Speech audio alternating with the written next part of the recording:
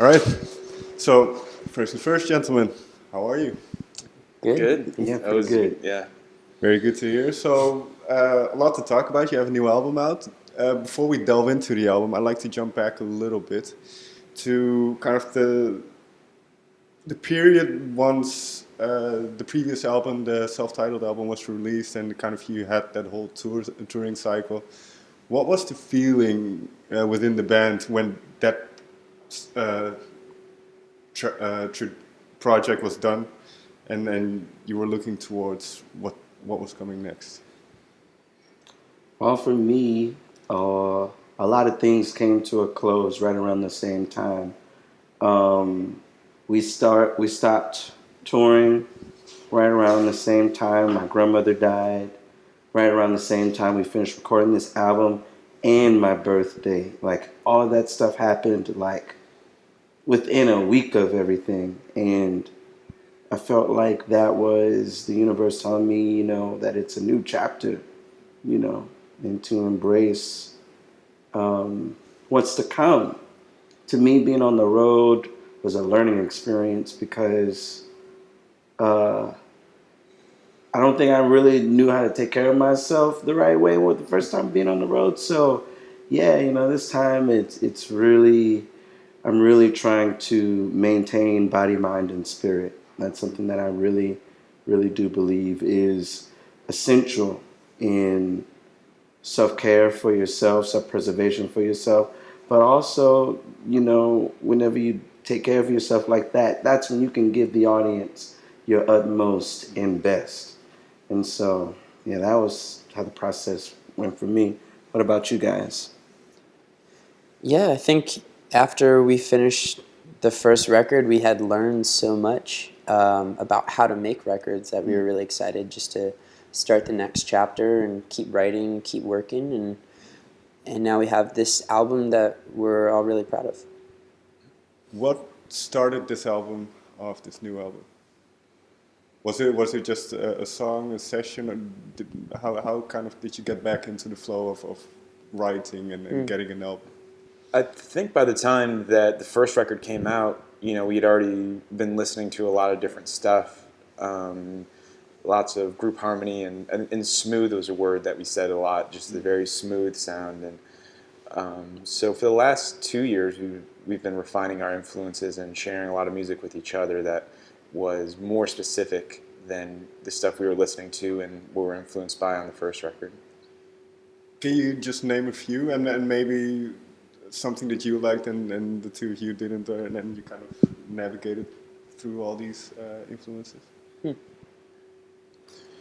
Um, the reaction from this like lowrider community from the first record was really something that was inspiring, and so it's like sweet soul or doo-wop soul, but it's a whole community of people who really enjoy these records, and there's a culture associated with it in uh, Southern California most predominantly, and we just started talking with some of those DJs and the people who collect that music, and really trying to understand. They were a big part of our fan base, so we were trying to just understand where they're coming from. And so some of those artists, I know the Moments and the Whatnots is a big influence for Aaron, and then Sonny and the Sunliners from San Antonio is another group that we really love.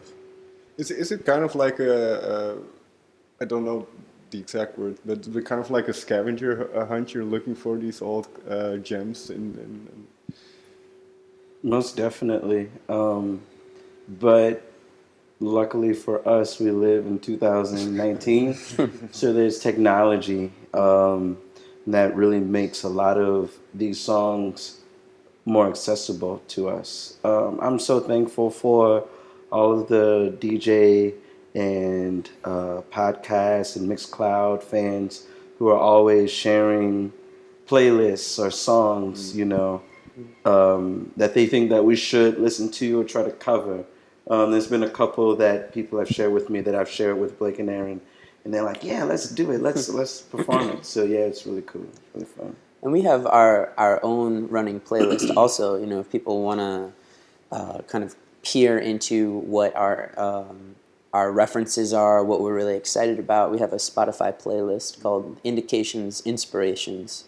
So like, if you want to kind of get a glimpse into how American Love Call came together, or even just what we're enjoying outside of what influences our writing, that's where you can go. Can you name me a few influences then that are outside of soul music and something that people might not expect from the three of you? I like a lot of classical music. I like jazz as well. I like pop music.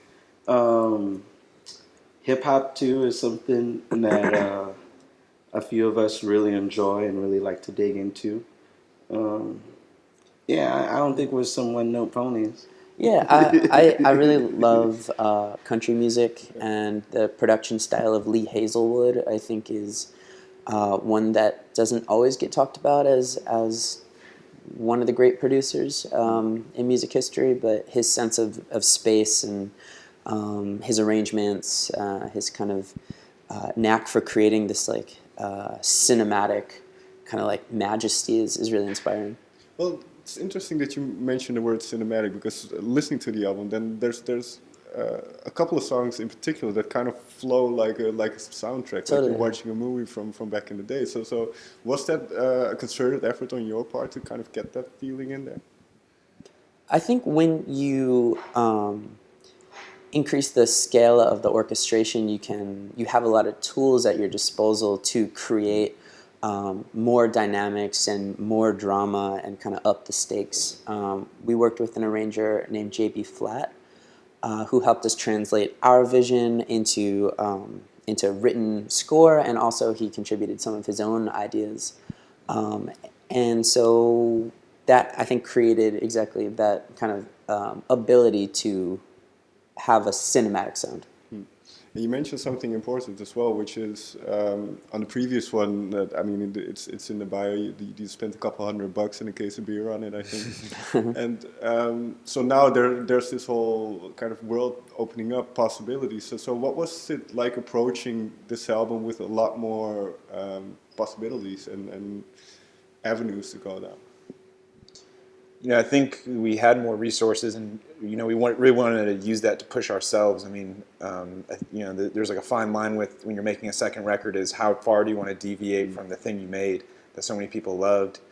And for us, I feel like we have a really good brain trust between the three of us, and we were pushing our production techniques, but also trying to maintain a lot of the philosophy in terms of like elements of minimalism and not overdoing it, at certain aspects. And one thing that is quite obvious on the new album is, Aaron, that you sing a lot more. So was this a natural progression, or did you kind of plan for this? For like on the second album, I'm gonna sing more. I think it was a really natural progression. The first record, I wasn't supposed to be singing at all. This song that I sang, Is It Any Wonder, is a song that I wrote and then tried to record with my chest voice just for fun, and I thought it didn't sound good at all, so I was like, I think Durand could use it. So we recorded a demo. I just put down some scratch vocals, and we liked how it sounded with the falsetto. And so that's how I started singing with this band, and I'm really thankful that Durand, is confident enough in me and in the group and in himself to kind of create that space for multiple voices in the band. And he also, it was really fun for him to do some writing for my voice like he did on Don't You Know. Since on the first record, I was trying to write a lot for him in his voice, so that's been a treat. Yeah, Durand, for you, what was it like then? And then Aaron, for you as well, being kind of obviously you're a drummer, but now you're singing as well. So that's a changing dynamic. But then, like Aaron said, Durand, for you, you have to be comfortable enough to kind of allow him to do that. So what was that like for you as the lead singer? And I mean, your name is on the. I'm somebody who preaches equity, someone who really believes in equality, and I feel like I can't be on my soapbox telling people the way it should be if I'm not practicing it myself, And so once once a team started to come around us where it wasn't just us on the road alone. You know, some people in the team were saying, you should be the only singer, but I didn't agree with that. You know, and I stood by my boy because I'm ride or die.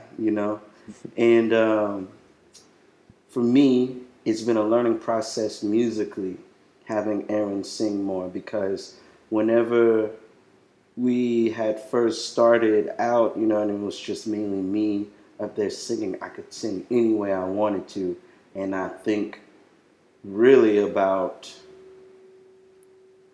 I didn't have to think much about how I was singing per se, technique and all that different kind of stuff. But now having Aaron along, and there's a lot of tracks where Aaron has backing vocals. I had to learn how to finesse and really soften my voice and try to get smooth because all the like that just takes away all the subtlety in your voice. So it was a learning process. It was hard, but I'm glad that I could do it now because I feel like a stronger and more dynamic singer when it comes to what I'm capable of. So yeah, I'm really glad. Yeah. And you mentioned you mentioned kind of the subtleties in the singing, and Blake, you earlier mentioned kind of the idea of being smooth. That this was so. What was that a kind of a word that hung over the entire process of making this album? Yeah, and I mean, I think the smoothness, and we also didn't want to go only smooth. I mean, there's songs that are definitely similar to the first record. I think Morning in America is really similar to just from us, not even necessarily the lyrics, but stylistically, it's something that people really responded to on the first album. But having two singers who are so different, but then and then adding multiple voices on top of that just adds so many possibilities because there's also songs where we sort of use a duo type thing, like if you're familiar with the song "I'm Your Puppet" by James and Bobby Purify. It's kind of that similar style. Brenton Wood. Exactly. So it gives us a lot of opportunities to deal with very subtle styles of soul music. And it's also like people listen to music on shuffle now, so they're hearing different voices over the course of an hour, hour and a half of listening, and so I think it's nice when people either when they put on our record or they come to a show, they get to hear different timbres and different styles within the same group. Right. There's a nice flow of diversity. Yeah, exactly. Throughout the record. Well, let's jump in then and start with the first track of the album, Morning in America, which is, like you say, it's more, and not only in the lyrics, but it's more of a gritty song. And was this one that arrived early? I can imagine its origins coming somewhere out of the kind of the state of the United States at the moment. Yeah, I wrote that song I guess a year ago. But it had been brewing for a while. After the 2016 election, we started doing a lot of touring in the country, and I saw this really interesting mix of hope and hopelessness. Communities that are warm and resilient and thriving, from which you have these young, amazing leaders emerging. But at the same time, you turn on the news or you open Facebook or whatever, and on a national scale, on a global scale, you see really troubling things about politics, about nationalism, about the environment. And so trying to mix those together and show that, life goes on in America every day, but at the same time, we still have these systemic issues like the prison industrial complex. Sure. That are creating obstacles that start from birth for a lot of people in the country. The United States is divided a lot by race, and that's a very important difference to recognize, but we also feel like an important thing to factor in is what we have in common for a lot of Americans, which is for a lot of us, it's a real challenge to pay the bills, to pay rent, to live paycheck to paycheck. So that's what Morning in America is about. And what you mentioned, I think part of what you can do as a band and in traveling all across the country is you see all kinds of different people. So have you found, this might be too vague, but have you found kind of a commonality between people from everywhere, and not just the United States, it can be global, but have you found kind of a common bond in a way? For sure. To me, I think music is something universal. It laments with you, it rejoices with you. Um, it's not for just the rich, you know. It's uh, it's it's something for everyone. And so, for me, what I find common is just seeing people who come to our shows who have a deep love of soul, no matter if they're brown, black, white, young or old. I mean, like we see it all at our shows, and to me, that's just goes to my philosophy that music is universal, and we're doing it right. So we're touching people. So yeah, And one more thing about that, and I'm not sure if I read this correctly, I can't even remember where I read this, but you also said, I mean, yes, the political climate, and not just in the U.S., but it feels quite difficult these days. But then, if you compare it to, because we always like to think, oh, I wish I was born in the '60s or '70s or whatever. But then, if you think about what the social conditions were at those times, they weren't better in a lot of There's ways. a lot of similarities for sure. There are a lot of parallels. Some things have improved. Some things seem about the same. Right. But yeah, it is very interesting coming over here to Europe and seeing very similar feelings of political unrest in Britain, in France, Germany, um, Italy. You know, like you see it in Brazil. Yeah, It's a strange time. yeah, fair enough. Um, in what stage was it? Because you said that song was written about a year ago. How many, how far along with the album were you at that point? Oh, we were still probably like I don't know 8 months away from getting yeah, getting serious about the recording. I mean, we were just stockpiling songs. You know, one of the things we like to do is just write and not worry as much about like, is this gonna be on the album? Is this not? It's just like the more you create, the more chances you have to hit on something that's meaningful and to you. yeah. Before January of last year, we had a bunch of half-finished demos, stuff that really wasn't fully completed, and so we just gave ourselves that month to like really finish demos, like really hash some things out because we knew once we hit the road, it was going to be tough. So yeah.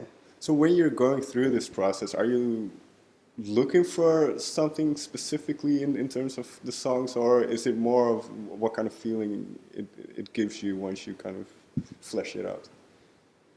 I think we approach songwriting in both ways. Sometimes there's like a goal in mind where it's like I want to write a song in this style. For instance, like True Love is a song where it's this kind of follows this very similar song structure that you hear a lot in late '60s soul music, especially in this doo-wop thing. Where like we want to do a song like that, but then other times you just start something and it doesn't really reference anything in particular. You just start a song and one of the guys, somebody responds to it, hits a point in their brain and they say, yeah, we can take that somewhere. So it's a little bit of both. Okay. Then there's one song in particular I like to jump to, which is Indulging Myself. It's my favorite one on the record, which is Long Way Home. And there is, first to start with, because I read that you were influenced by hip hop in terms of the samples they use, and that song to me felt very sample worthy, especially the intro. So that I thought that was a nice kind of loop.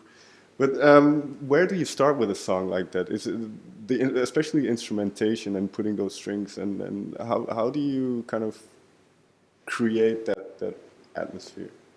That one started, I think, really from very humble beginnings. Like, I had this progression on an acoustic guitar that probably sounded closer to Curtis Mayfield. People get ready. Yeah, somewhere than else. than anything else. Yeah. It was almost a little like folky in a way. And then Durand, I think like all of us do kind of, has like a stockpile of just kind of like scraps and lyrical ideas and vocal melodies. So I started playing the acoustic guitar, and he started singing this, and I was just like, "Whoa, what is that? That was amazing!" And then we just started talking more about like, we were talking about our just growing up and getting yelled at by our parents, and get chased around the house for like doing something bad or whatever, and I don't know. I think it came from a very organic place initially. I know.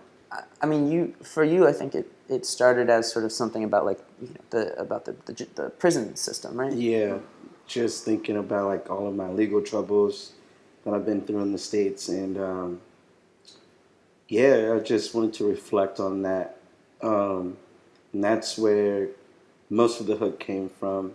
What's really enjoyable about working with these guys is that it's such a collaborative process in creating a song, and so Aaron was there. He's like the prose master. He was there, to guide and question, what my intentions were, and also to help write the lyrics.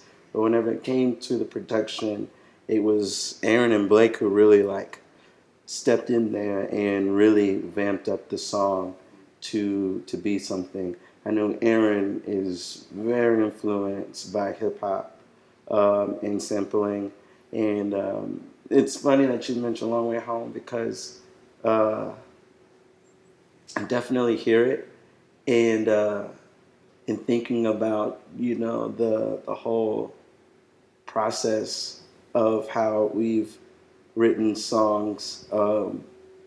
There's a couple of others that I'd also feel like are sample worthy. So yeah, it's really cool.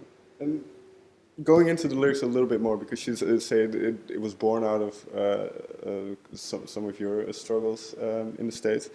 And you mentioned kind of immediately after, you said, well, it's good that it's such a collaborative effort. And there's a line in the song that goes, "My feet grow weary from the miles on the road, but I got my brothers to help me carry the load." So where did that line come from?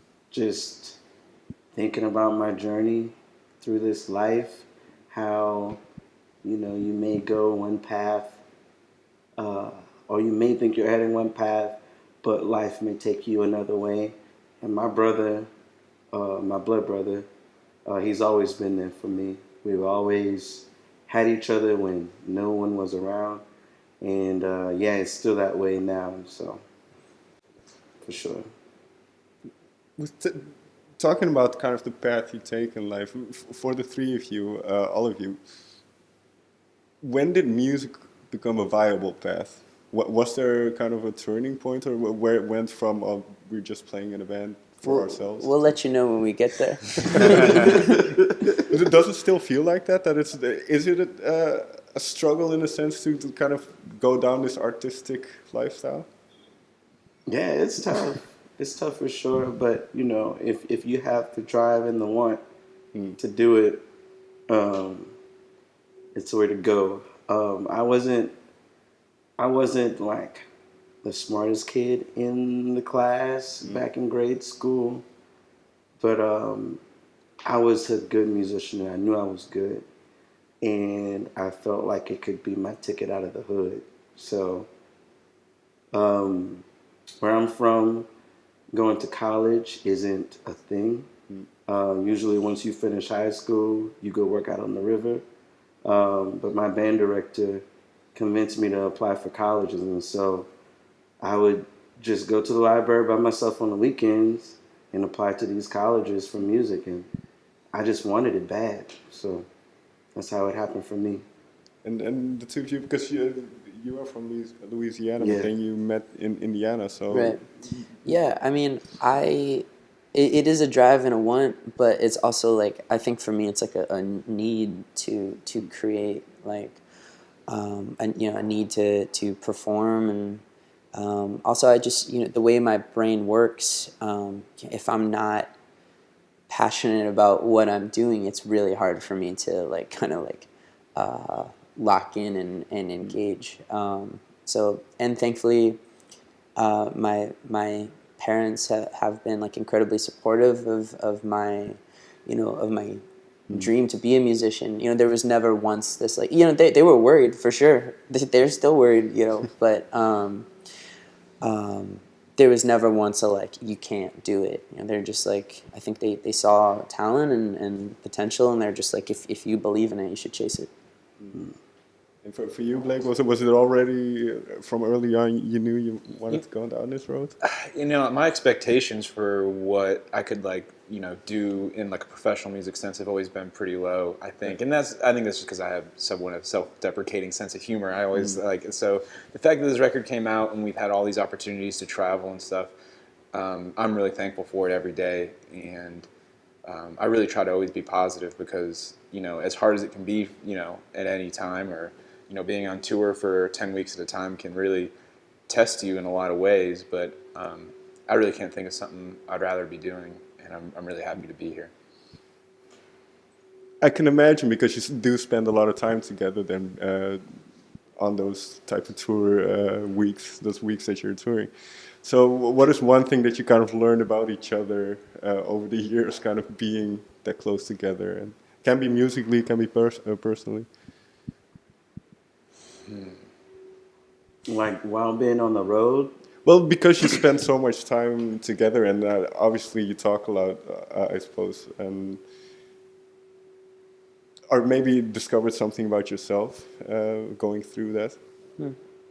For me, I think like everybody needs their space, supports at time. Whenever you're in a van with 6 other dudes, it could be really. I feel really claustrophobic at times, and so yeah, if I'm not in the best mood, I kind of try to keep my energy or my space out of other people's, because I don't want to force my energy upon them. And but yeah, that's one thing I think space is important. Well, let me ask it slightly differently then, because what do you? How important is that whole process, in particular when you look at the live shows, kind of going through those weeks and going through those tours, learning to the kind of honing your skills in that way? How important is that? Honing your skills in terms of what we're doing on stage, or honing your skills in terms of just touring the whole process? Yeah, the whole kind of being a band. For me, I think I learned that people come to shows, and for them that's like they're going to the party. For us, like, we're at the party every single night. So if you treat it that way, you wind up hitting a physical wall, an emotional wall, like pretty quickly. And I'm sure the older you get, the harder it becomes to do that. Although I guess like Keith Richards is still, or maybe he stopped drinking now, but.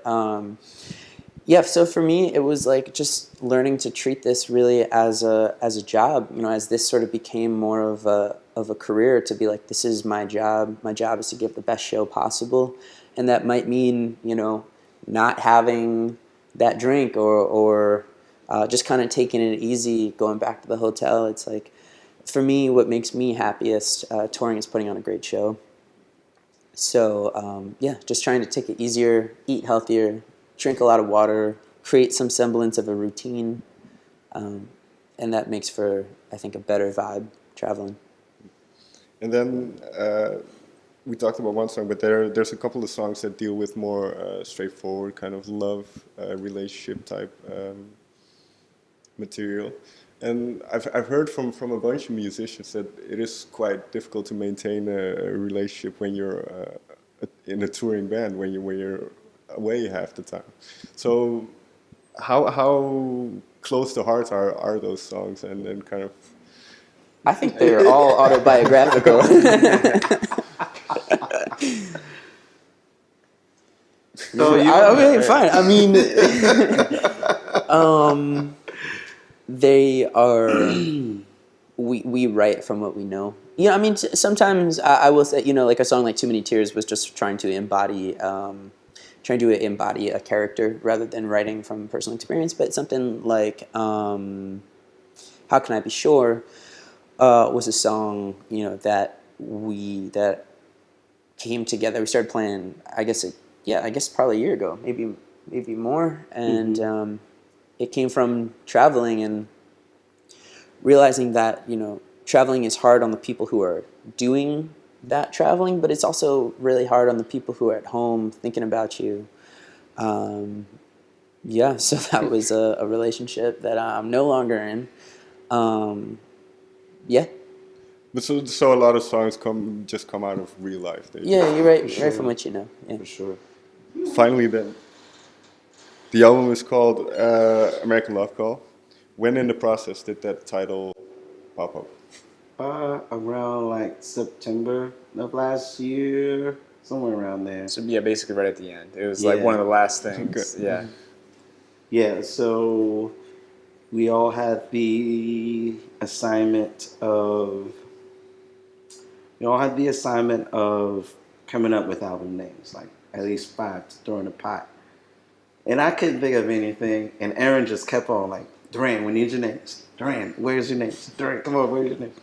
And so like one morning I was listening to Creole Love Call by Duke Ellington on my grandma's porch, and it just clicked in my head. I was like, American Love Call.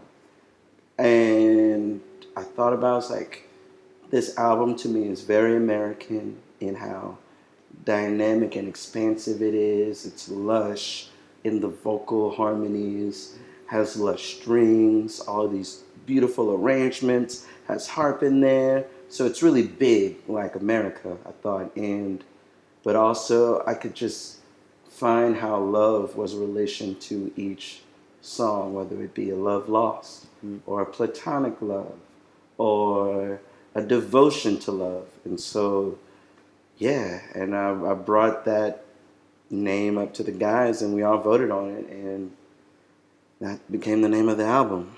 And I suppose it's in these times it's also very hopeful. It sounds very hopeful. Yeah. Yeah. Yeah, well, I mean, yeah, because as soon as I saw it, I was like, that's awesome. That's a great name. And then I listened to Creole Love Call, and there's a vocal version of it that Cab Calloway recorded. And if you look at the lyrics, it's singing about like kind of longing for this other time and place. And I felt like there's a lot of that in America right now of people. Maybe some people are longing for the Obama years, longing for 8 years ago. Some people are longing for decades ago.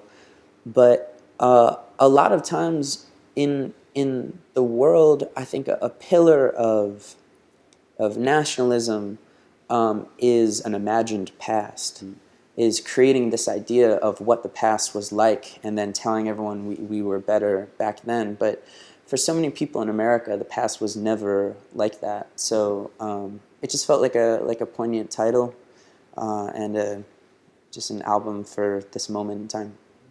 All right, gentlemen. Thank you very much for your time. Thanks a lot. Thank you.